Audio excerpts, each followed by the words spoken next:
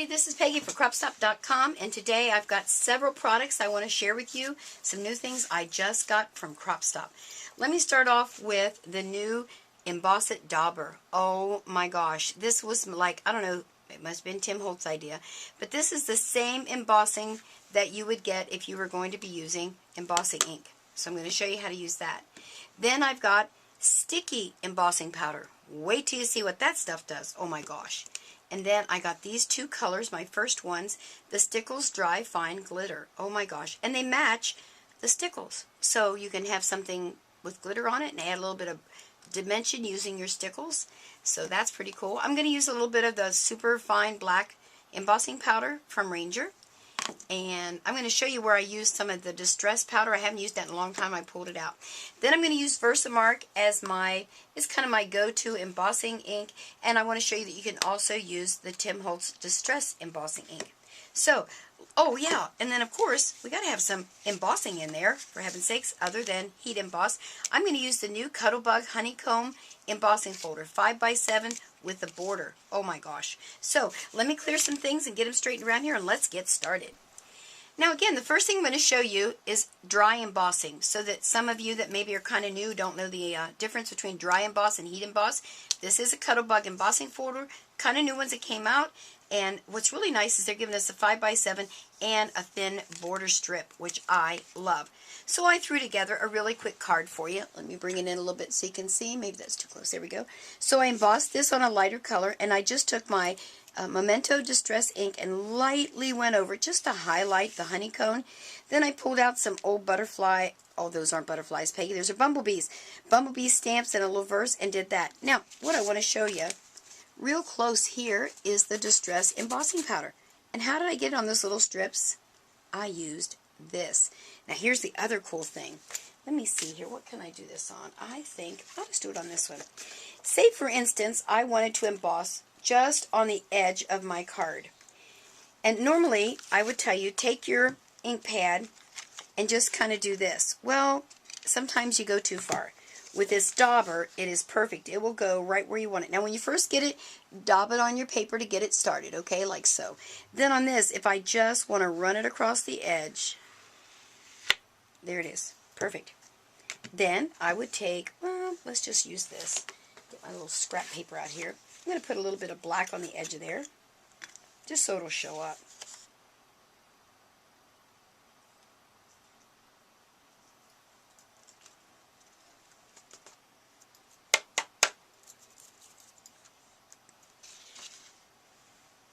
And then put my lid on so I don't blow my embossing powder all over the place.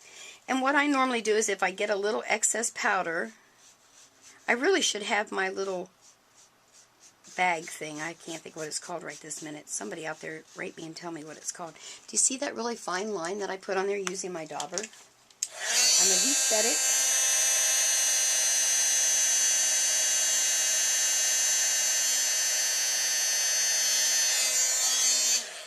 And voila. Embossed edge. Look at that, how fine.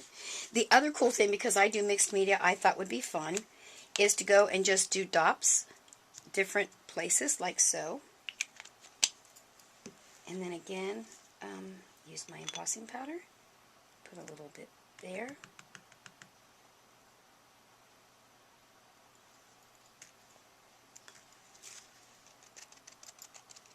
make sure I get them all covered. Let me bring this back in here. And because this is a textured paper, some of my embossing powder is sticking inside of my little linen type background. This is a coordination paper, but I liked the color to show you with black. Let me heat set that real quick.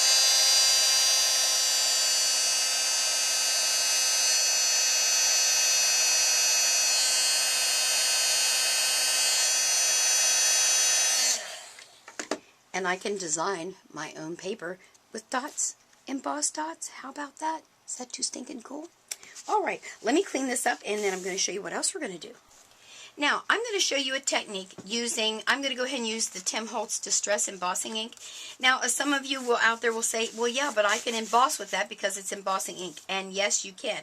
But I found that I get a much better at adhering if I add a little bit of this sticky powder. So let me show you what I did.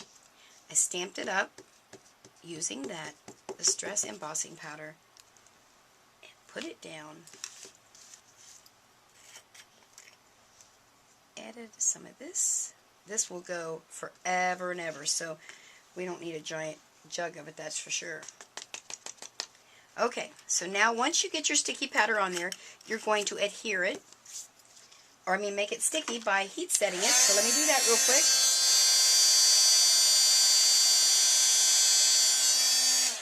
Now this is something you cannot do with your embossing powder. I just put two together so you could kind of see the difference. Whoop! Got a little extra on the sides there.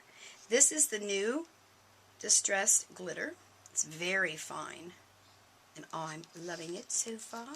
I kind of give it a little press with my finger to get it in there, just so it adheres.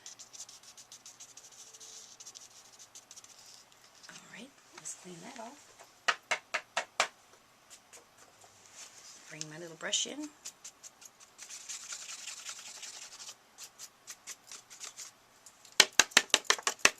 Yeah, we got some of it off there. Alright, let me bring this in so you can see. Check that out. This one is heat embossed using embossing powder. And this one is using the sticky powder and glitter. And now, well, I've got it all over my finger, so I can't show you. It won't brush off. Because it's stuck on there. It won't brush off. Look at that. Is that, like, too cool? Now, one person told me they like to go ahead and double set it. If I did that, I would do it from underneath. I don't know why you would, but if you want to, I suppose you can. And that's... I probably would. I don't think I feel comfortable putting it on the top again. So that's that. Let me show you what this looks like on black paper so you can see it a little bit better. I'm going to go ahead, again, this time I'm going to use my Versamark. If you buy an ink pad, I highly recommend you try to get the refill, the re-inker, and that way you won't run out. Okay, so there we go. Static. That's what it was, that little static pouch that I have that you can use. Oops, wrong thing. Yeah, that's what it was. Couldn't think for a minute. Now I'm going to go ahead and put my sticky powder on here. No, you don't really need that much, but when I'm doing it like this, I put a lot more on than I need. And then I'm just going to pour it back in. Oh, I don't like that little piece right there. Okay. So again, we're going to heat set that. The trick to this is to heat set it just, whoops, stuck my hand in it. Oh, I messed that one up. Bummer. Well, bummer. Well, that doesn't make me happy. Oh, well, let's wipe it off and just forget about that one. All right, I'm going to heat set.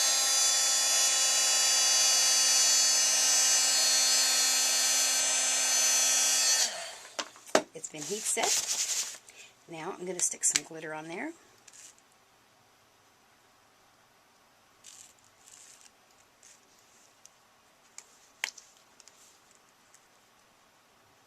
I like to show it on black glossy paper because it's so dramatic.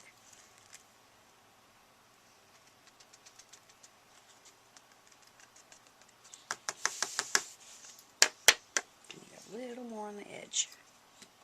I like to rub it in. Like so. Let me flip it off over here so I don't make such a mess. And I'm going to bring my little brush in.